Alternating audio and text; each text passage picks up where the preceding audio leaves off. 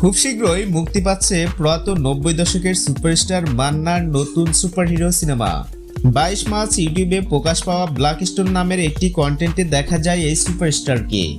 চিত্রনায়ক মান্নাকে সুপারহিরো ক্যারেক্টারে দেখার সাথে সাথেই আগ্রহ বেড়ে যায় দর্শকদের।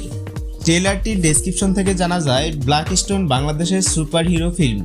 ছবিটিতে এলিয়েন আর্টিফ্যাক্টের মধ্যে লুকানো অসাধারণ শক্তি আবিষ্কারের ঘটনা থাকবে।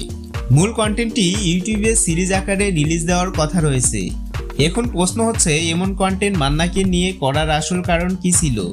এর উত্তরে দেশের এক সংবাদ মাধ্যমকে গালিব জানান, দেশের বরেণ্য ও জনপ্রিয় অভিনয় শিল্পীদের আবারও পর্দায় হাজির করার ইচ্ছে থেকেই কাজটি করেছেন তিনি। এক্ষেত্রে হলিউডের প্রযুক্তি দেখে অনুপ্রাণিত হয়েছেন নেটিজেনরা।